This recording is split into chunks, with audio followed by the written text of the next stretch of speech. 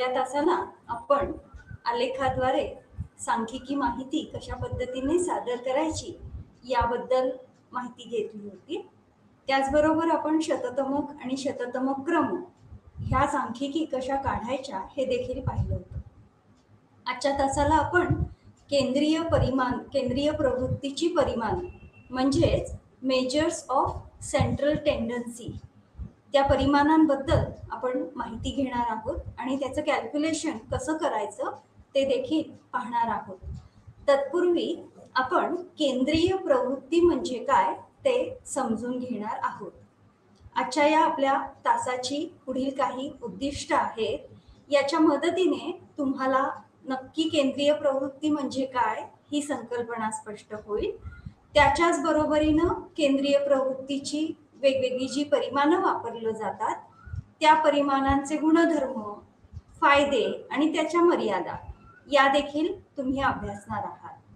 एवढंच काय तर या केंद्रीय प्रवृत्तीच्या परिमाणांचं कॅल्क्युलेशन किंवा ही परिमाणं कशी काढायची जेव्हा आपल्याकडे वर्गीकृत किंवा अवर्गीकृत अशा स्वरूपातला प्रदत्त असेल तेव्हा आपण ही परिमाणं कशी कॅल्क्युलेट करायची ते शिकणार आहोत. या प्रकरणाला सुरुवात करण्यापूर्वी आपण एक उदाहरण पाहतो आहोत. या उदाहरणामध्ये असं म्हटलेलं आहे की आपल्याला साधारणतः इयत्ता 12वीच्या वर्गामध्ये असे विद्यार्थी आहेत की ज्यांच्या मानसशास्त्रातले गुण हे माहिती आहेत. आपल्याकडे एकदा का असे प्राप्तांक किंवा असे स्कोर्स प्राप्त झाले की आपण यापूर्वी पाहिल्याप्रमाणे त्या प्राप्तांकाचं किंवा गुणांचं वर्गीकरण करतो. आपण त्याची सरासरी काढण्याचा प्रयत्न करतो. इतकंच नाही तर साधारणतः असा मध्यबिंदू शोधण्याचा प्रयत्न करतो की त्या मध्यबिंदूच्या वर आणि त्याच्या खाली वितरणातली ठराविक टक्के किंवा ठराविक व्यक्ती असतील. त्याचबरोबर आपण हेही शोधण्याचा प्रयत्न करतो की साधारणतः असा कोणता प्राप्तांक आहे जो अधिकाधिक विद्यार्थ्यांना मिळालेला आहे किंवा असा कुठला स्कोर आहे की जो वर्गातल्या जास्तीत जास्त विद्यार्थ्यांनी मिळवलेला आहे. या सगळ्या प्रश्नांची उत्तरं शोधण्यासाठी आपल्याला केंद्रीय प्रवृत्तीची वेगवेगळी परिमाणं पाहण्याची आवश्यकता आहे. या परिमाणांमध्ये सगळ्यात महत्वाचं असं परिमाण ते म्हणजे मध्यमान, ज्याला इंग्रजी भाषेमध्ये मीन असं म्हणतात. त्याच्या बरोबरीनं मध्यगा, ज्याला मीडियन असं म्हटलं जातं. आणि तिसरं परिमाण आहे बहुलक म्हणजेच मूळ. त्यामुळे या प्रकरणामध्ये आपण या तिन्ही परिमाणांबद्दल अधिक माहिती घेणार आहोत. तसंच संख्याशास्त्रीय प्रक्रियेद्वारे या परिमाणांचं गणन किंवा कॅल्क्युलेशन कसं करायचं ते देखील आपण शिकणार आहोत.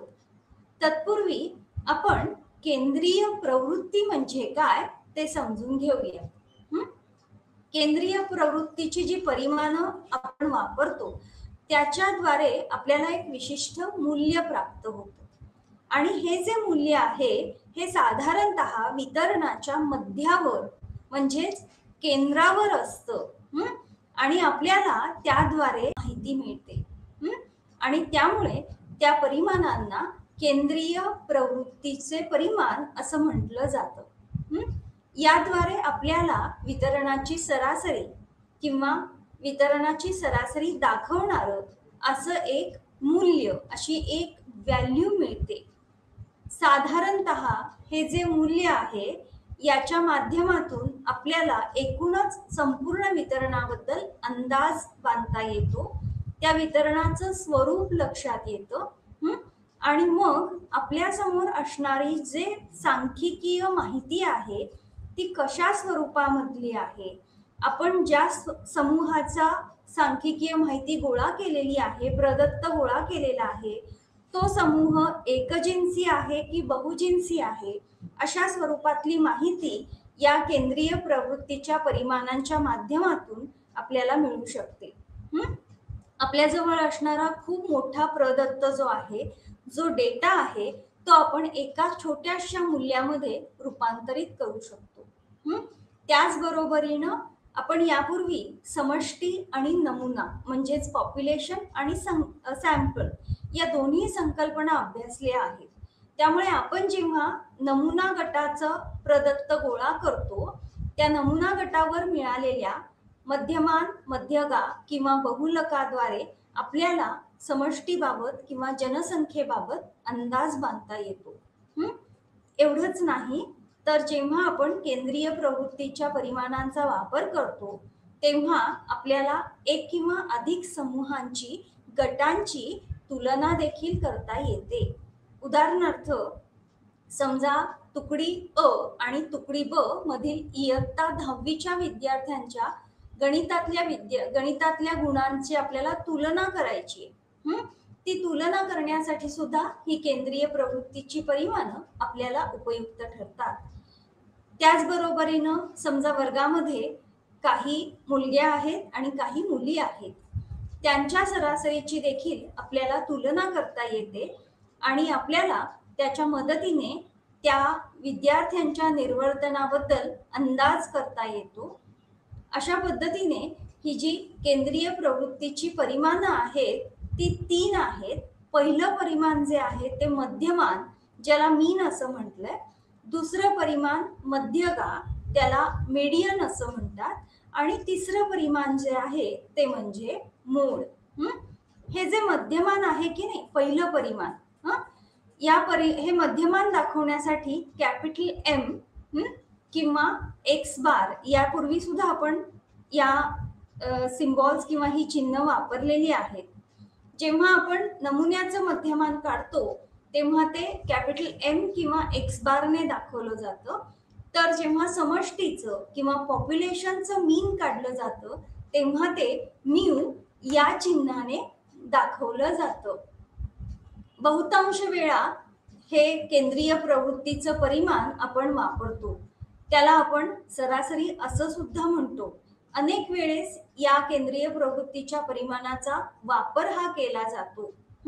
या परिमाणावरच आधारित पुढील संख्याशास्त्रीय प्रक्रिया जसं की सहसंबंध गुणांक हे देखील आपल्याला काढता येतात. थोडक्यात काय आहे तर ही वितरणाची सरासरी आहे.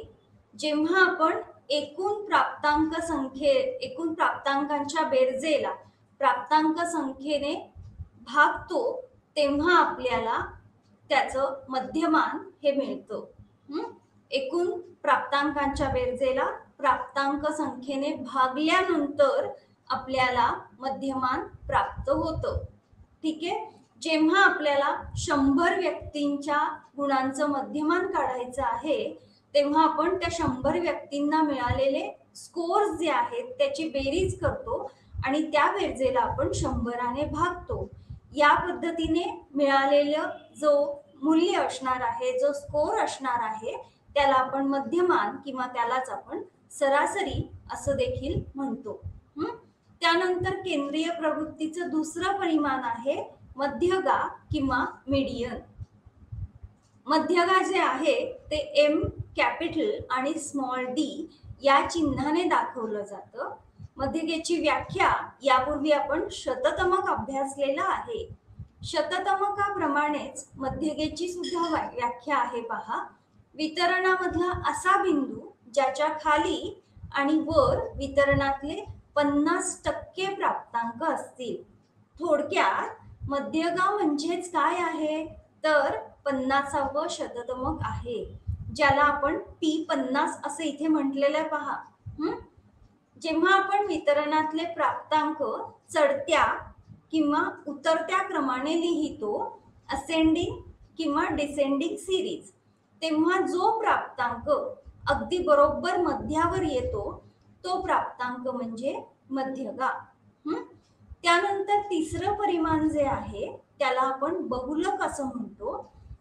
हा बहुलक म्हणजे काय आहे तर इंग्रजी भाषेमध्ये मोड. म्हणजेच काय तर वितरणामध्ये सर्वाधिक वेळा आढळणारा असा स्कोर किंवा असा प्राप्तांक. म्हणजे समजा वर्गातल्या 10 पैकी 4 विद्यार्थ्यांना 50 मार्क मिळालेले आहेत. हा 50 स्कोर हा वारंवार आलेला आहे. त्यामुळे त्या 10 विद्यार्थ्यांच्या वितरणाचा मोड किंवा बहुलक असणार आहे 50. MO या चिन्हाने मोड हा दर्शविला जातो. ठीक आहे. त्यामुळे इथे या केंद्रीय प्रवृत्तीच्या परिमाणांचा वापर करत असताना काही महत्वाचे मुद्दे लक्षात घेण्यासारखे आहेत. यापूर्वी आपण वेगवेगळ्या मापन श्रेण्या पाहिल्या. या मापन श्रेण्यांमध्ये नामांकन, क्रमांकन, सांतर आणि गुणोत्तर अशा 4 मापन श्रेण्या म्हणजे स्केल्स ऑफ मेजरमेंट बघितल्या होत्या. जेव्हा आपल्याला मध्यमान वापरायचं आहे तेव्हा दिलेलं वितरण किंवा प्राप्तांक हे सांतर मापन श्रेणीच्या किंवा गुणोत्तर मापन श्रेणीच्या स्वरूपामध्ये असणं आवश्यक आहे. त्यानंतर आपल्याजवळ असणारा जो प्रदत्त आहे त्याच्यासाठी आपल्याला जर मध्यगेचा वापर करायचा असेल तर क्रमांकन म्हणजे सर्वाधिक मार्क मिळवणारा विद्यार्थी पहिल्या क्रमांकावर, त्याच्या खालोखाल गुण मिळवणारा विद्यार्थी दुसऱ्या क्रमांकावर, अशा स्वरूपामध्ये जेव्हा क्रमांकन मापन श्रेणी ऑर्डिनल स्केल असते तेव्हा आपण मध्यगा हे परिमाण वापरतो. त्यानंतर तिसरं परिमाण म्हणजेच बहुलक. जेव्हा नामांकन म्हणजे नावापुरतं काही क्रमांक असाइन केले जसे की विद्यार्थ्यांची पटसंख्या किंवा क्रमांकन मापन श्रेणी असते तेव्हा आपल्याला बहुलकाचा वापर करता येतो. विशेषतः जेव्हा वितरण प्रसामान्य आहे, अशा प्रसामान्य वितरणाच्या बाबतीत आपल्याला मध्यमान हे काढता येतं. जर वितरण प्रसामान्य नसेल म्हणजेच नॉर्मली डिस्ट्रीब्युटेड नसेल, प्रसामान्य वितरणाचा गुणधर्म असा आहे की वितरणाच्या मध्याभोवती सर्वाधिक प्राप्तांक असतात आणि मग आपण जसजसं वितरणाच्या टोकाकडे जायला लागतो तस प्राप्तांक संख्या ही कमी कमी व्हायला लागते. हे वितरण जेव्हा प्रसामान्य नसतं अशा वेळेस मात्र मध्यगा किंवा बहुलक म्हणजेच मीडियन किंवा मोड हे काढावे लागतात. ठीक आहे. आता ही जी केंद्रीय प्रवृत्तीची वेगवेगळी परिमाणं सांगितली त्याच्यामध्ये मध्यमान या केंद्रीय प्रवृत्तीच्या परिमाणाचा महत्वाचा गुणधर्म म्हणजे वितरणामधल्या प्रत्येक प्राप्तांकाचा परिणाम हा मध्यमानावर होत असतो. उदाहरणार्थ इथे पहा, तुमच्या समोर काही प्राप्तांक दिलेले आहे. 5, 4, 6, 3, 2 या प्राप्तांकांची आपण जेव्हा बेरीज करतो तेव्हा आपल्या समोर प्राप्तांक नंतर येणारं मध्यमान हे 4 आहे. मात्र याच्यामध्येच आणखीन एक अंक घातलाय तो म्हणजे 8. या ठिकाणी मात्र जेव्हा आपण या प्राप्तांकांची बेरीज करू तेव्हा आपल्याला 5ने भागावं लागणार आहे कारण इथे प्राप्तांक संख्या झाली आहे 5. मग आता याचं मध्यमान किती येत आहे तर ते येत आहे 4.67. त्यामुळे सर्व प्राप्तांकांच्या बेरीज दर्शविण्यासाठी जेव्हा केंद्रीय प्रवृत्तीचं परिमाण आपल्याला हवं असतं तेव्हा मध्यमान हे परिमाण अधिक प्रभावी ठरतं. अत्यंत योग्य अशा स्वरूपातलं केंद्रीय प्रवृत्तीचं हे परिमाण आहे. हे परिमाण वापरत असताना आपण वितरणातल्या सर्व प्राप्तांकाचा विचार करतो. इतकंच नाही तर मगाशी सांगितल्याप्रमाणे पुढच्या संख्याशास्त्रीय प्रक्रिया जसं की सहसंबंध गुणांक काढणं यासाठी देखील आपल्याला या केंद्रीय प्रवृत्तीच्या परिमाणाचा वापर करता येतो. जेव्हा आपण मध्यगेचा विचार करतो तेव्हा मात्र टोकाकडच्या प्राप्तांकाचा या मध्यगेवर फारसा परिणाम होत नाही. आता आपण मीडियनच्या बाबतीमध्ये चर्चा करत आहोत, मध्यगेच्या बाबतीमध्ये चर्चा करत आहोत. विशेषतः जेव्हा वितरण प्रसामान्य नाही म्हणजेच वितरण विषमित किंवा असममित म्हणजेच स्क्यूड किंवा असिमेट्रिकल असेल अशा वेळेस मध्यगा हे परिमाण अधिक उपयुक्त ठरतं. जेव्हा वितरण मुक्त स्वरूपातलं आहे आपल्याला वितरणामधले दोन्ही टोकांचे प्राप्तांक माहित नाहीत तेव्हा आपण मध्यगेचा जास्त वापर करू शकतो. त्यानंतर तिसरं परिमाण जे आहे ते बहुलक. हे परिमाण अत्यंत सोपं आहे, मात्र त्याचा फारसा उपयोग होत नाही. पुन्हा बहुलकावर टोकाकडच्या प्राप्तांकाचा परिणाम होत नाही. विशेषतः आपल्याला जेव्हा ढोबळ मानाने केंद्रीय प्रवृत्तीचं एखादं परिमाण हवं असतं, अशा वेळेस आपण बहुलकाचा वापर करतो. आता आपण पुढे जाणार आहोत. प्रत्यक्षात याची कॅल्क्युलेशन्स कशी करता येतील. सर्वप्रथम अवर्गीकृत म्हणजे जेव्हा आपल्याकडे रॉ डेटा असतो तेव्हा त्या प्रदत्ताच्या बाबतीमध्ये, त्या वितरणाच्या बाबतीमध्ये मध्यमान कसं काढायचंय ते आपण पाहणार आहोत. या ठिकाणी तुमच्या समोर मध्यमान काढण्याचं सूत्र दिलेलं आहे. Capital M is equal to summation किंवा सिग्मा एक्स, हा कॅपिटल एक्स आहे, डिवायडेड बाय n. आता या सूत्रामध्ये पहा, कॅपिटल M म्हणजे मध्यमान, त्यानंतर समेशन एक्स म्हणजेच काय, तर आपल्या समोर असणाऱ्या एकूण प्राप्तांकांची बेरीज आणि त्या बेरजेला n म्हणजेच प्राप्तांक संख्येने भागायचं आहे. अशा पद्धतीने इथे समोरच्या उदाहरणामध्ये तुमच्या लक्षात येईल की आपल्याकडे 10 विद्यार्थ्यांना मानसशास्त्राच्या चाचणीमध्ये मिळालेले गुण दिलेले आहेत. हे वेगवेगळे गुण आपल्या समोर आहेत. या ठिकाणी पहिल्या टप्प्यावर आपण काय केलंय, तर हे मिळालेले जे गुण आहेत, हे जे प्राप्तांक आहेत, याची बेरीज केली. ती बेरीज आलेली आहे 450. या बेरजेला आपल्याला इथे उदाहरणामध्ये दिलेलं आहे, विद्यार्थी किती आहेत 10, प्राप्तांकांची संख्या किती आहे 10. त्यामुळे त्या बेरजेला आपण सूत्रानुसार 10 ने भागलेलं आहे. आपलं सूत्र आहे mean is equal to summation X, प्राप्तांक संख्येची बेरीज समेशन एक्स आपलं आलेलं आहे 450. त्याला आपण प्राप्तांक संख्येने, वर्गामधल्या विद्यार्थ्यांच्या संख्येने भागलंय आणि आपलं आलेलं उत्तर आहे 45. म्हणजेच या वितरणाची सरासरी ही 45 आहे. वर्गातल्या विद्यार्थ्यांना सरासरी किती गुण मिळालेले आहेत, तर ते आहेत 45. मग 45 पेक्षा कमी गुण मिळवणारे, 45 पेक्षा जास्त गुण मिळवणारे असे सुद्धा विद्यार्थी आपल्या या वर्गामध्ये दिसत आहेत. आणि त्यानुसार त्या प्रत्येक विद्यार्थ्याला मिळालेल्या गुणांचा अर्थ या मध्यमानाच्या मदतीने लावता येऊ शकतो. त्यामुळे इथे आता जेव्हा वर्गीकृत म्हणजे आपण यापूर्वी वारंवारिता सारणी बघितलेली आहे, अशा वारंवारिता सारणीद्वारे जेव्हा आपल्याला वितरण दिलं जातं तेव्हा मध्यमान कसं काढायचं ते आता आपण या ठिकाणी पाहणार आहोत. हे मध्यमान काढण्यासाठी सूत्र पहा, M is equal to summation fx divided by n. हे सूत्र आधी आपण समजून घेऊया. कॅपिटल M जो आहे तो मध्यमानासाठी वापरलेलं चिन्ह आहे. समेशन म्हणजे बेरीज आहे. त्यानंतर कॅपिटल X. आता आपण इथे जे काही परिमाण वापरणार आहोत मध्यमान, याकरिता आपण साधारण एका वारंवारिता सारणीचा वापर करणार आहोत. यापूर्वी आपण अपर लिमिट, लोअर लिमिट म्हणजेच उच्चतम मर्यादा आणि निचतम मर्यादा या पाहिलेल्या आहेत.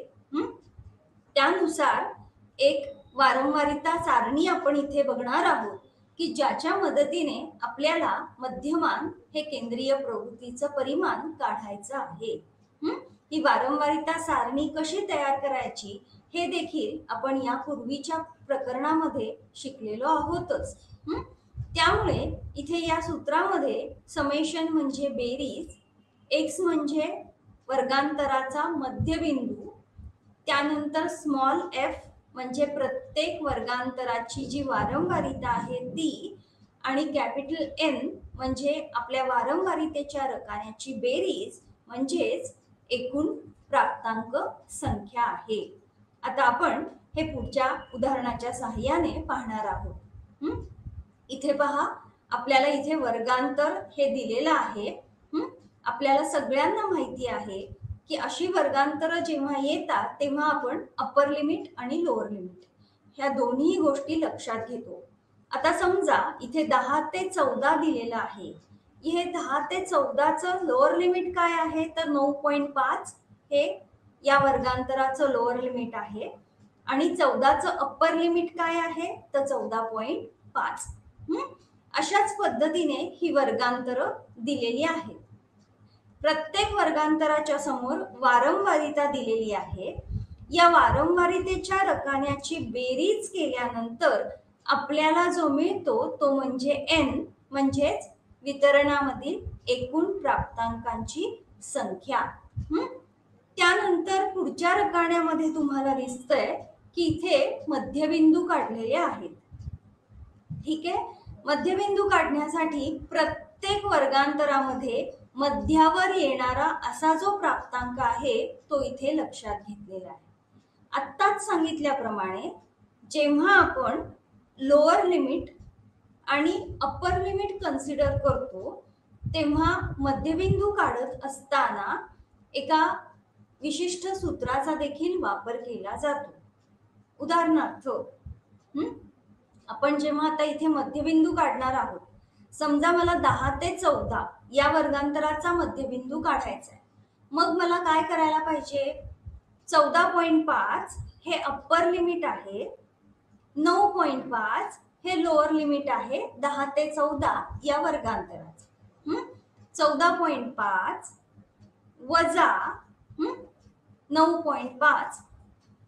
ठीक आहे, या आलेल्या उत्तराला आपल्याला 2ने भागायचं आहे.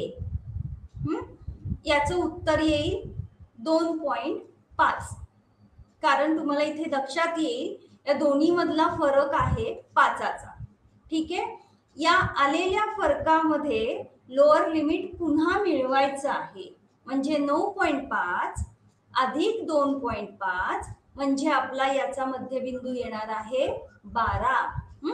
अशा पद्धतीने प्रत्येक वर्गांतराचा मध्यबिंदू आपण काढून घ्यायचा आहे. ही पहिलीच पद्धत आहे केंद्रीय प्रवृत्तीचं पहिलं परिमाण म्हणजेच मध्यमान काढण्याची. ठीक आहे, यापुढे तुम्हाला इथे चौथा रकाना दिसतोय. या चौथ्या रकान्यामध्ये आपण काय केलंय आता तुमच्या लक्षात येईल, सूत्रामध्ये लिहिलेलं आहे सिग्मा किंवा summation fx divided by n. कशाचा गुणाकार करायचा आहे, इथे कोणतंही चिन्ह नाहीये मध्ये f आणि x च्या, म्हणजेच आपल्याला तिथे गुणाकार करायचा आहे. कशाचा गुणाकार करायचा आहे तर वारंवारितेच्या रकान्याचा आणि मध्यबिंदूचा, त्या वर्गांतराच्या समोरील वारंवारिता आणि मध्यबिंदू याचा आपल्याला गुणाकार करायचा आहे. उदाहरणार्थ इथे पहा, 5 गुणिले 37 यांचा गुणाकार आहे 185. त्याचप्रमाणे 7 गुणिले 32 गुणाकार आहे 224. अशा पद्धतीने वारंवारिता आणि मध्यबिंदू यांचा आलेला गुणाकार हा आपण इथे या चौथ्या रकान्यामध्ये लिहिलेला आहे. या रकान्याची जेव्हा आपण बेरीज करतो तेव्हा सूत्रामध्ये आवश्यक असणारं सिग्मा fx आपल्याला मिळतं. तुमच्या लक्षात येईल मध्यमान बरोबर sigma fx divided by n. n म्हणजे वारंवारितेच्या रकान्याची बेरीज आणि मग त्या वारंवारितेला मध्यबिंदूने गुणल्यानंतर जो चौथ्या रकान्यामध्ये मूल्य आपण भरलेलं आहे त्या रकान्याची बेरीज म्हणजे समेशन किंवा सिग्मा fx. सूत्रामध्ये ज्या गोष्टी आवश्यक आहेत त्या आपल्याला इथे मिळाल्या आहेत, म्हणजेच 780 ला आपण 30ने भागल्यानंतर उत्तर आलेलं आहे 26. ठीक आहे, 26 हे या एकूण वितरणाचं मध्यमान म्हणजेच मीन आहे. या वितरणामध्ये विद्यार्थ्यांना किंवा व्यक्तींना मिळालेले गुण जे आहेत ते 26 आलेले आहेत. पुन्हा मगाशी सांगितलं तसं या 26च्या वर गुण मिळवणारे विद्यार्थी असू शकतील किंवा 26 पेक्षा कमी गुण मिळवणारे सुद्धा विद्यार्थी या वितरणामध्ये असू शकतील. हे केंद्रीय प्रवृत्तीचं परिमाण आहे. म्हणजे तुम्हाला साधारणतः इथे लक्षात येईल की जास्तीत जास्त वारंवारिता ही कुठे दिसते आहे यानुसार हे केंद्रीय प्रवृत्तीचं परिमाण हे काढलं जातं. केंद्राभोवती एकवटलेला असा मध्याभोवती असणारा असा प्राप्तांक आहे आणि तो म्हणजे 26 आलेला आहे. ठीक आहे. आता आपण मध्यमान काढण्याची दुसरी पद्धत पाहणार आहोत. ही दुसरी पद्धत जी आहे यालाच गृहीत मध्यमान पद्धती किंवा अज्यूम मीन मेथड असंही म्हटलं जातं. याचं सूत्र आपण आधी पाहूया. या सूत्रामध्ये सुद्धा मध्यमान बरोबर AM म्हणजे अज्यूम मीन गृहीत मध्यमान plus into bracket summation fx dash. f म्हणजे पुन्हा वारंवारिता आहे, x डॅश म्हणजे इथे विचलन आहे. हे विचलन कसं काढायचं याचं सूत्र इथे दिलेलं आहे पहा. कॅपिटल X म्हणजेच मगाशच्या उदाहरणामध्ये पाहिलेलं आपण तो मध्यबिंदू आहे. त्या मध्यबिंदू मधून गृहीत मध्यमान वजा केलेला आहे आणि आलेल्या वजाबाकीला वर्गांतर म्हणजेच I ने भागल्यानंतर जे आपल्याला मिळतं तो म्हणजेच विचलन गुणांक x डॅश. त्यानंतर वारंवारितेच्या रकान्याची बेरीज म्हणजे n आहे. ठीक आहे. आता तुमच्या समोर हे सूत्र आहे आणि हा रकाना सुद्धा आहे. ही वारंवारिता सारणी सुद्धा तुमच्या समोर आहे.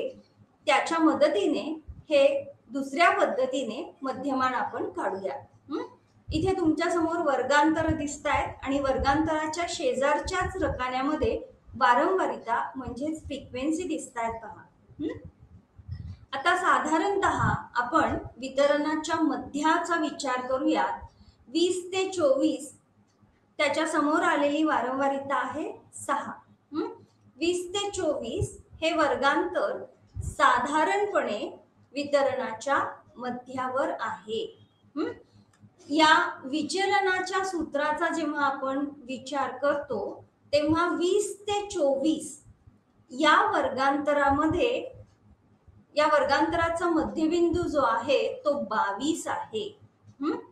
त्यामुळे इथे सूत्राचा विचार केला असता 22 गृहीत मध्यमान म्हणजेच काय तर या वर्गांतराचा पुन्हा मध्यबिंदू म्हणजेच गृहीत मध्यमान आहे. जिथे साधारणतः जास्त वारंवारिता आहे अशा वर्गांतराचा मध्य म्हणजेच गृहीत मध्यमान. त्यामुळे या वर्गांतराचा मध्य हा 22 आहे. त्यामुळे गृहीत मध्यमान आणि मध्य हे सारखेच आहे. त्यामुळे 22 मधून 22 गेले, 0 उरले. शून्याला वर्गांतराने म्हणजेच 5ने भागलं की विचलन येणार आहे 0. त्यामुळे इथे आले आहेत 0. त्याच्या पुढे आपण जेव्हा वरच्या दिशेला जातो आहोत तेव्हा तुम्हाला लक्षात येईल पुन्हा 25 ते 29 या वर्गांतराचा मध्यबिंदू आहे 27. आपलं गृहीत मध्यमान आहे 22. गृहीत मध्यमान काय आहे तर ज्या वर्गांतरामध्ये सर्वाधिक साधारणपणे वारंवारिता आहेत आणि जे वर्गांतर साधारणतः वितरणाच्या मध्यावर आहे त्या वर्गांतराचा मध्यबिंदू म्हणजेच गृहीत मध्यमान होय. त्यामुळे इथे तुमच्या लक्षात येईल इथे पुन्हा 27 हा मध्यबिंदू आहे, गृहीत मध्यमान आहे 22, 27 वजा 22, आपलं वर्गांतर आहे 5. 27 मधून 22 गेले, 5 उरले, 5ला 5ने भागल्यानंतर 1 येतो, त्यामुळे आपला विचलन गुणांक आलेला आहे 1. अशाच पद्धतीने खालच्या दिशेने गेल्यानंतर पुन्हा विचलन गुणांक काढत असताना 15 ते 19 या वर्गांतराचा मध्यबिंदू आहे 17 आणि आपला गृहीत मध्यमान आहे 22. 17 मधून 22 वजा केले, लहान संख्येतून मोठी संख्या वजा केली, त्यामुळे उत्तराला वजाचं चिन्ह येणार आहे. आपलं 17 वजा 22 बरोबर वजा 5. या वजा 5ला वर्गांतराने म्हणजेच पुन्हा 5ने भागायचे, आलेलं उत्तर असणार आहे वजा 1. ठीक आहे. अशा पद्धतीने आपण प्रत्येक वर्गांतराच्या इथली ही विचलन काढून घेतलेली आहेत. विचलन काढण्यासाठी प्रत्येक वर्गांतराचा मध्यबिंदू वजा गृहीत मध्यमान आणि त्याला वर्गांतराने भागलेला आहे. ठीक आहे. विचलन काढल्यानंतर चौथ्या रकान्यामध्ये आपण पुन्हा इथे चौथा रकाना काय सांगतो आहे तर f(x') म्हणजे वारंवारिता आणि विचलन यांचा गुणाकार. त्यामुळे या 35 ते 39 या वर्गांतराच्या समोरची वारंवारिता आहे 5.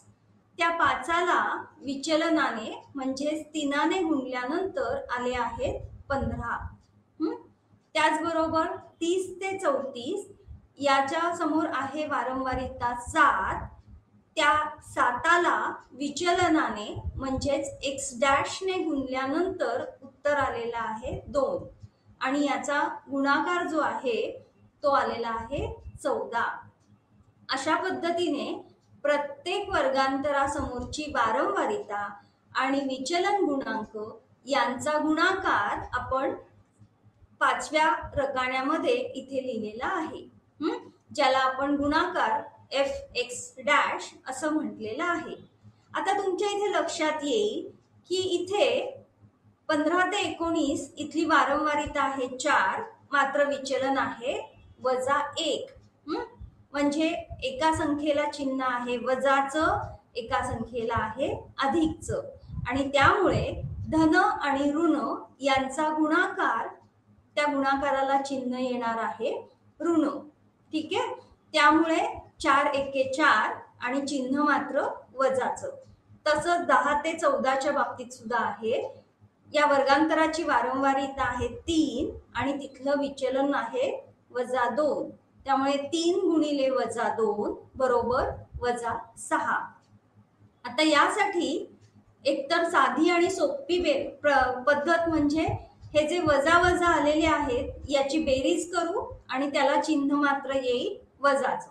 म्हणजे 6 अधिक 4 बरोबर 10. उत्तर येत आहे इथे वजा 10. आणि इथली जी आहे वरची प्लसची त्याची सुद्धा बेरीज केली असता बेरीज येते +34. या +34 मधून वजा 10 केल्यानंतर आपलं समेशन f(x') हे जे आहे ते आहे 24. ठीक आहे. त्यामुळे आता आपल्याला सूत्रामध्ये जी मूल्य घालायची आहेत ती सगळी मिळालेली आहेत. Assume mean plus into bracket summation f(x') divided by n into 5. ठीक आहे. आपलं गृहीत मध्यमान आहे 22 अधिक समेशन f(x') आलेला आहे 24 भागिले 30 गुणिले 5. कंस सोडवल्यानंतर उत्तर येत आहे 4. 22 मध्ये 4 मिळवले 26 आले. पुन्हा पहिल्या पद्धतीनुसार सुद्धा उत्तर आपलं 26च होतं. त्यामुळे आपल्या या वितरणाचं जे मध्यमान दोन्ही पद्धतीने ते 26च आहे. इथपर्यंत मध्यमान कसं काढायचं आणि त्याचा अर्थ, केंद्रीय प्रवृत्तीचं हे अत्यंत महत्वाचं परिमाण आहे. मध्यमान म्हणजे वितरणाची सरासरी आहे आणि मग वितरणातल्या या सरासरीपेक्षा अधिक आणि सरासरीपेक्षा कमी गुण मिळवणाऱ्या विद्यार्थ्यांबाबत सुद्धा अर्थविवरण करण्यासाठी आपल्याला या केंद्रीय प्रवृत्तीच्या परिमाणाचा उपयोग करता येतो. तसंच इतरही काही परिमाण किंवा इतरही संख्याशास्त्रीय पद्धती या परिमाणावर आधारित असतात. याच्यानंतर आता आपण दुसऱ्या परिमाणाकडे जातो आहोत. ते आहे मीडियन किंवा ज्याला आपण मध्यगा असं म्हणतो. मात्र जेव्हा इंग्रजी भाषेमध्ये मीडियन असा शब्द वापरला जाणार आहे, मात्र जेव्हा वितरण कच्च्या प्राप्तांकाच्या स्वरूपात वारंवारिता सारणीद्वारे दिलेलं नाही, अशा वेळेस आपण मराठीमध्ये त्याला मध्यांक असा शब्द वापरतो. आता आपल्या समोर असणाऱ्या प्राप्तांकांच्या संख्येनुसार कोणतं सूत्र वापरायचं हे ठरणार आहे. जेव्हा आपल्याकडे असणारी प्राप्तांकांची संख्या विषम असते तेव्हा मध्यांक काढणं, मीडियन काढणं अत्यंत सोपं आहे. पहा, याच्यामध्ये तुम्हाला समोर दिसत आहे एकूण प्राप्तांक संख्या जी आहे ती 9 आहे, म्हणजे विषम आहे. याच्यासाठी आपल्याला सगळ्यात पहिल्यांदा काय करायचंय, तर ते सगळे प्राप्तांक आपल्याला चढत्या किंवा उतरत्या क्रमाने लिहून घ्यायचे आहेत. इथे आपण हे प्राप्तांक चढत्या क्रमाने लिहून घेतलेले आहेत. याच्यासाठी वापरलेलं सूत्र पहा, median is equal two into bracket n+1 bracket complete divided by second किंवा दुसरा जो प्राप्तांक असणार आहे तो. आता आपल्या समोर एकूण प्राप्तांक संख्या आहे 9. त्या 9मध्ये 1 मिळवला आणि आलेल्या उत्तराला 2ने भागलं की उत्तर मिळतं 5. या चढत्या क्रमाने लिहिलेल्या प्राप्तांक श्रेणीमध्ये 5वा प्राप्तांक कुठला आहे, तर 1 2 3 4 5 35 हा जो प्राप्तांक आहे हा आपल्या या वितरणाचा मध्यांक आहे. पुन्हा मध्यांकाच्या किंवा मीडियनच्या मध्यगेच्या व्याख्येकडे गेल्यानंतर मध्यगा म्हणजे काय आहे, तर वितरणाचा असा बिंदू आहे जो वितरणाचे बरोबर 2 भाग करतो. तुमच्या इथे लक्षात आलं असेल की या 35 मुळे बरोबर 2 भाग झालेले आहेत. एका बाजूला 50% आणि दुसऱ्या बाजूला 50% प्राप्तांक आहेत. त्यामुळे विषम संख्या असताना मध्यगा काढणं हे तसं सोपं आहे. मात्र प्राप्तांक संख्या जेव्हा सम असते तेव्हा मात्र आपल्याला हे सूत्र वापरावं लागतं. Median is equal to second score plus second plus 1 divided by 2. आता इथे बघा n भागिले दुसरा प्राप्तांक. पुन्हा इथे सुद्धा आपण प्राप्तांक चढत्या क्रमाने लिहून घेतलेले आहेत. n भागिले दुसरा प्राप्तांक. n किती आहे, प्राप्तांकाची संख्या आहे 10. ठीक आहे. n भागिले 2 तो कुठला प्राप्तांक आहे, तर 5वा प्राप्तांक आहे 35. सूत्रामधला दुसरा भाग बघा, n भागिले 2 अधिक 1 हा प्राप्तांक कुठला आहे, तर n भागिले 2 म्हणजे 5 अधिक 1 म्हणजे 6वा प्राप्तांक आहे 39. या 35ची आणि 39ची बेरीज करायची आहे आणि त्या आलेल्या बेरजेला 2ने भागायचं आहे. अशा पद्धतीने आपल्या समोर मीडियन जे आहे ते 37 आहे. हा जो हे जे वितरण आहे त्याचं मध्यांक आहे 37. जसा आपण 35चा अर्थ लावला होता तसाच पुन्हा आता इथे 37चा सुद्धा अर्थ लावून पहा. तुमच्या इथे लक्षात येईल जसा 35 मुळे वितरणाचे 2 भाग होत होते तसंच 37 मुळे सुद्धा वितरणाचे 2 भाग होणार आहेत. म्हणजेच काय, या 37 या बिंदूच्या खाली वितरणातले 50% असतील आणि 37 या बिंदूच्या वर वितरणातले 50% प्राप्तांक असणार आहेत. हे झालं अवर्गीकृत किंवा वितरण जेव्हा कच्च्या प्राप्तांकाच्या स्वरूपामध्ये आहे तेव्हा मीडियन काढणं. आता आपण पुढे जेव्हा वितरण वारंवारिता सारणीद्वारे दिलं जातं तेव्हा मध्यगा कशी काढायची ते पाहणार आहोत. या पूर्वीच्या तासांमध्ये आपण संचित वारंवारिता कशी काढलेली आहे ते आपल्याला माहिती आहे. वर्गांतर दिलेला आहे आणि वारंवारिता इथे दिलेली आहे. या वारंवारितेच्या रकान्याची बेरीज म्हणजेच पुन्हा आपला n आहे. आता जेव्हा आपल्याला मध्यगा काढायची आहे म्हणजेच वर्गांतराचे बरोबर 2 भाग काढायचे, म्हणून मग एकूण प्राप्तांक संख्या म्हणजे जे n आहे त्याला आपण कितीने भागणार आहोत तर 2ने भागणार आहोत. 2ने का भागायचं आहे तर वितरणाचे बरोबर 2 भाग करायचे. त्यामुळे सूत्रामध्ये पहा n भागिले 2. ठीक आहे, आपल्याकडे n आहे 30 आणि त्या 30ला 2ने भागायचे. आपलं उत्तर येत आहे 15.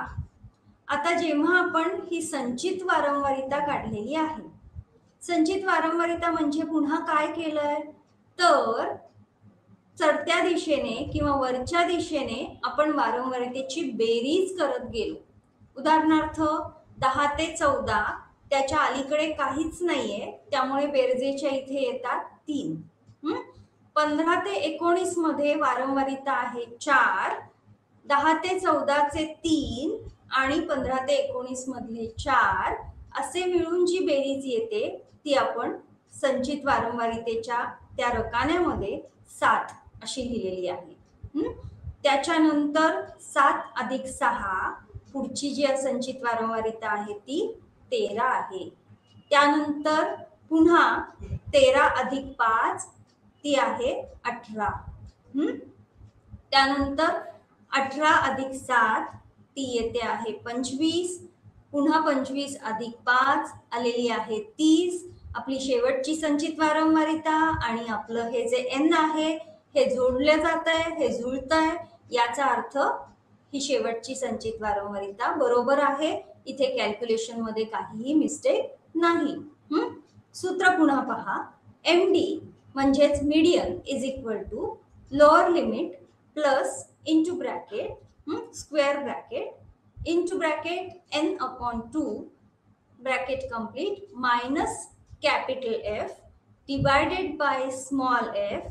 इथे जे मीडियनचं आहे तिथली जिथे आपलं मध्यगा असणार आहे तिथली वारंवारिता square bracket complete into I. या सूत्रामध्ये काय काय आहे ते एकदा बघूया. सूत्रातला पहिला भाग म्हणजे n/2 आपल्याला लक्षात आलेला आहे. एकूण वारंवारितेला 2ने भागलं की बरोबर वितरणाचे 2 भाग पडतील, म्हणून आपण n भागिले 2 केलेला आहे. ते आलेलं आहे 15. आता आपण थोडं संचित वारंवारितेच्या रकान्यामध्ये बघितल्यानंतर तुम्हाला लक्षात येईल 25 ते 29 या वर्गांतरामध्ये 15चा समावेश आहे. 20 ते 24 पर्यंत संचित वारंवारिता आहे 13. म्हणजे 13त 15 येतात का नाही, मग 15 कुठे येतील तर या 18 मध्ये 15चा समावेश असणार आहे. 15 कुठून आले तर n ला 2ने भागल्यानंतर 15 हे उत्तर आलेलं आहे. त्यामुळे आपल्याला 13 पर्यंतची संचित वारंवारिता म्हणजे कॅपिटल F नको आहे. ठीक आहे, म्हणून आपण इथे n भागिले 2 वजा नको आहे लक्षात घ्या, काढून टाकायची आहे. म्हणून संचित वारंवारिता किती घेतली आहे कॅपिटल F 13, कारण या 13 मध्ये 15चा समावेश नाही. त्यानंतर ज्या वर्गांतरामध्ये आपली मध्यगा असणार आहे ती असणार आहे इथे 25 ते 29 मध्ये. त्या वर्गांतराची वारंवारिता म्हणजेच स्मॉल f जो आहे तो 5 आहे. 25 ते 29 मध्ये आपली मध्यगा असणार आहे, आपलं मीडियन असणार आहे. त्यामुळे त्या वर्गांतराचं लोअर लिमिट निचतम मर्यादा 25 ते 29ची लोअर लिमिट आहे, निश्चितम मर्यादा आहे 24.5. अशा पद्धतीने या सूत्रामध्ये ज्या गोष्टी आवश्यक आहेत त्या आपल्याला मिळालेल्या आहेत. वर्गांतर किती आहे तर 10 ते 14 म्हणजे 5चं आहे. ठीक आहे, हे पहा इथे आपल्याला आवश्यक असणारी सगळी मूल्य या सूत्रामध्ये घातलेली आहेत. लोअर लिमिट आहे 24.5 प्लस n/2 म्हणजे इथे डायरेक्ट 15 लिहिले तरी चालतील किंवा 30/2. इथपर्यंतची वारंवारिता आपल्याला नको आहे, त्यामुळे आपण संचित वारंवारिता अलीकडची ही काढून टाकणार आहोत म्हणून वजा केलेला आहे. सूत्रामध्ये divided by small F. Small F म्हणजे ज्या वर्गांतरामध्ये आपलं मीडियन असणार आहे त्या वर्गांतरातली वारंवारिता. आपलं वर्गांतर हे सुद्धा 5च आहे.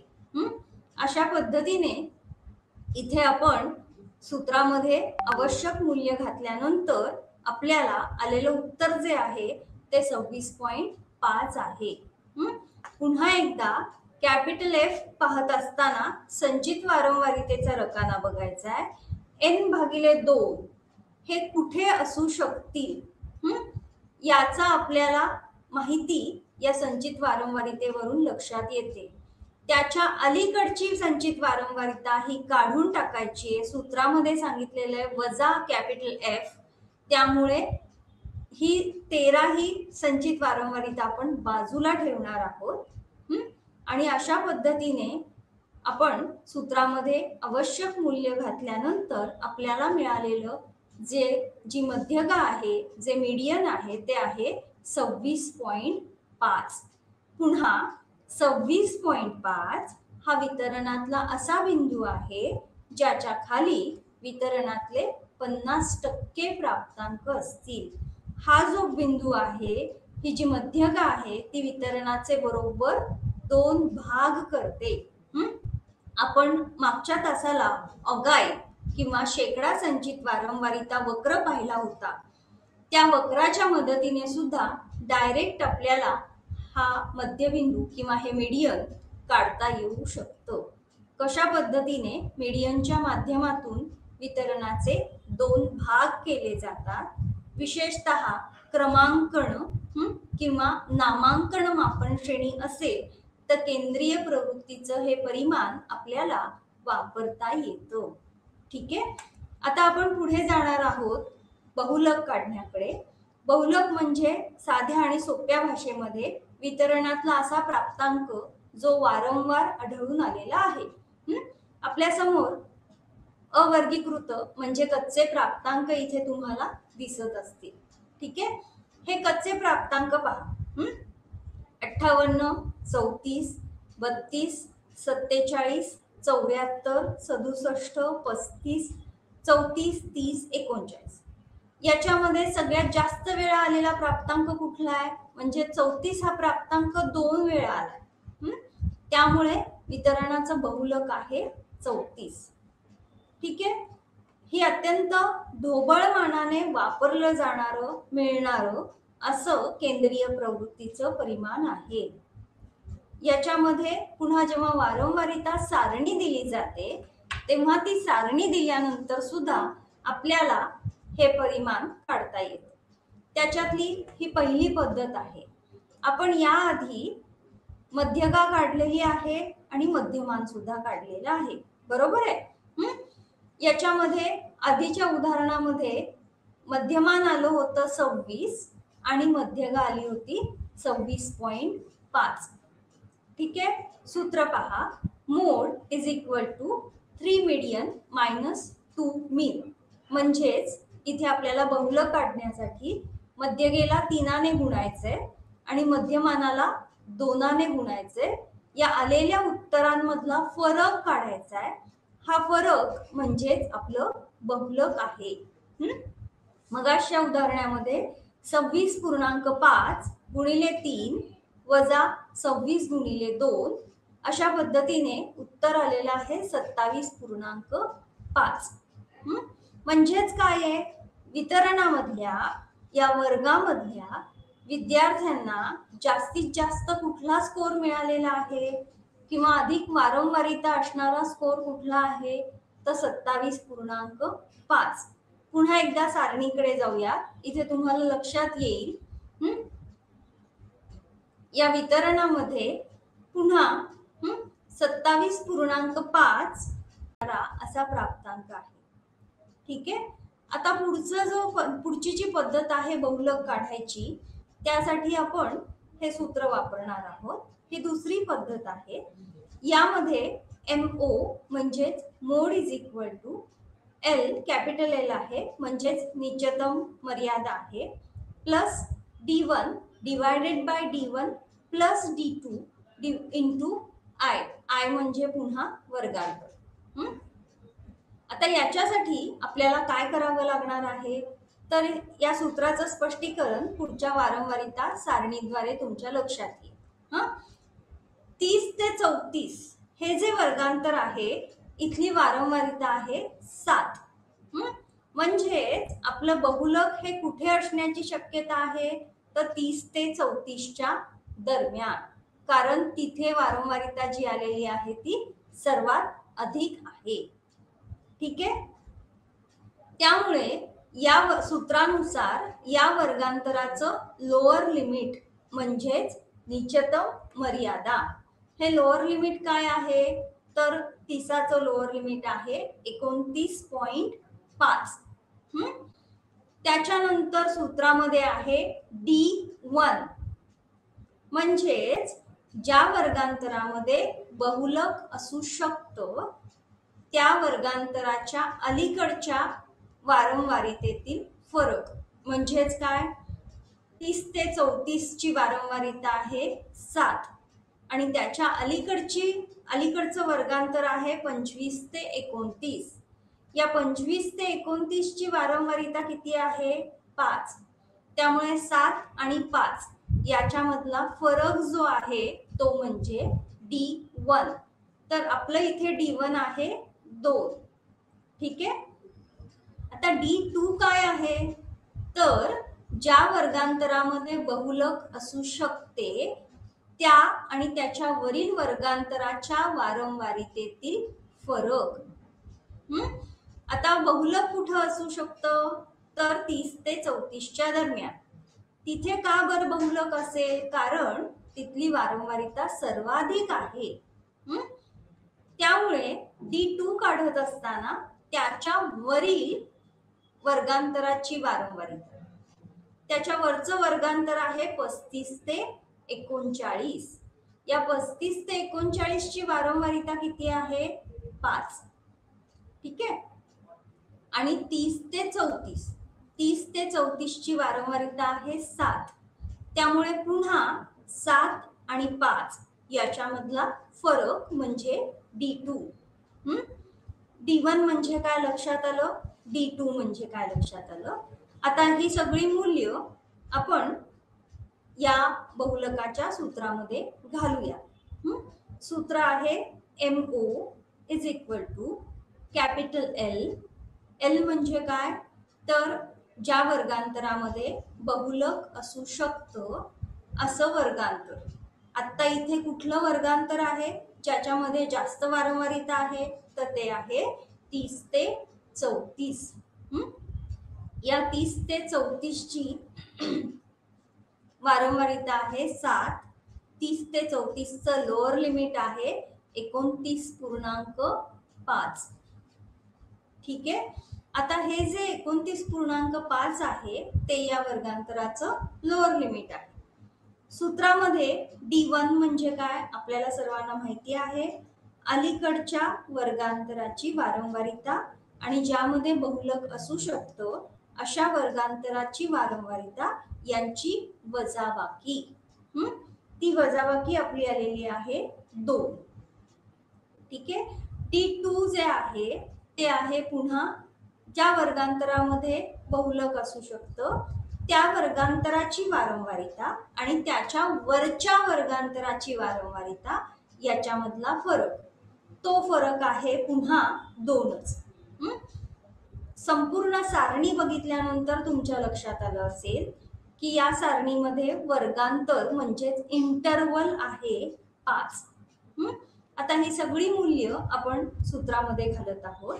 सूत्र बघा, MO is equal to lower limit आहे 29.5 plus into bracket D1 divided by D1 plus D2. D1 किती आहे 2 भागिले 2 प्लस D2 ते सुद्धा 2च आहे. त्यामुळे इथे 29.5 प्लस 2 भागिले 4 गुणिले 5 अशा पद्धतीने 29.5 प्लस 10 भागिले 4, 10ला 4ने भागलं उत्तर आलंय 2.5. 29.5 भागिले 2 प्लस 2.5 अशा पद्धतीने आपलं जे बहुलक आहे ते आहे 32. म्हणजेच 32 हा जो स्कोर आहे हा या वितरणामधल्या सर्वाधिक व्यक्तींना मिळालेला आहे. मगाशी सांगितल्याप्रमाणे हे जे केंद्रीय प्रवृत्तीचं परिमाण आहे ते अत्यंत ढोबळ मानाने वापरलं जातं. त्याचा फारसा वापर हा केला जात नाही. मात्र जेव्हा आपल्याला तात्पुरत्या स्वरूपातल्या एखाद्या केंद्रीय प्रवृत्तीचा वापर करायचा असतो, एखादं केंद्रीय प्रवृत्तीचं परिमाण हवं असतं, तेव्हा आपण या परिमाणाचा वापर करतो. थोडक्यामध्ये आपण आजच्या तासाला केंद्रीय प्रवृत्तीची 3 परिमाणं बघितली. त्याच्यातलं पहिलं परिमाण जे खूप महत्वाचं आहे, ज्याला आपण मध्यमान असं म्हणतो. हे जे मध्यमान आहे ते अनेक वेळा सरासरी काढण्यासाठी वापरलं जातं. केंद्रीय प्रवृत्ती म्हणजे एकूणच वितरणाची अशी प्रवृत्ती ज्यामध्ये जास्तीत जास्त प्राप्तांक मध्याभोवती केंद्राभोवती एकवटलेले असतात. त्याच्यातलं पहिलं परिमाण आपण पाहिलं ते म्हणजे मध्यमान. ठीक आहे.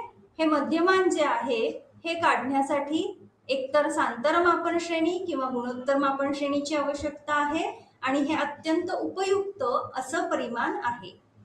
यावरच आधारित पुढील संख्याशास्त्रीय प्रक्रिया देखील करता येतात. मध्यमान म्हणजे सोप्या भाषेमध्ये वितरणाची सरासरी. त्यानंतर दुसरं परिमाण आपण पाहिलं ते म्हणजे मध्यगा. जर वितरण किंवा जर प्राप्तांक क्रमांकन मापन श्रेणीच्या स्वरूपामध्ये उपलब्ध असतील तर आपल्याला या परिमाणाचा वापर करता येतो. मध्यगा म्हणजे काय आहे तर वितरणामधला असा बिंदू ज्या बिंदूच्या खाली वितरणातले 50% प्राप्तांक असतात आणि ज्या बिंदूच्या वर वितरणातले 50% प्राप्तांक असतात. ठीक आहे. त्यानंतर मध्यगा म्हणजेच दुसऱ्या भाषेमध्ये 50वे शततम किंवा P50 हे पण आपण पाहिलेलं आहे. त्यानंतर तिसरं जे परिमाण आहे ज्याला आपण बहुलक असं म्हटलेलं आहे, मोड असं म्हटलेलं आहे, हे मोड काढण्यासाठी आपल्याला नामांकन मापन श्रेणीचा वापर करावा लागतो किंवा त्यासाठी क्रमांकन मापन श्रेणीमध्ये प्राप्तांक असावे लागतात. पुन्हा वितरणामधलं वारंवार येणारा असा जो प्राप्तांक आहे तो म्हणजे बहुलक आहे, मोड आहे. अत्यंत ढोबळ असं हे परिमाण आहे. जेव्हा वितरण प्रसामान्य असतं, प्रसामान्य वितरण म्हणजे साधारणतः मध्याभोवती 68% इतकी प्राप्तांक संख्या असते आणि 100 पैकी 68 व्यक्ती या मध्याभोवती असतात आणि त्यानंतर वितरणाच्या टोकाला व्यक्तींची संख्या, प्राप्तांकांची संख्या ही कमी कमी होत जाते.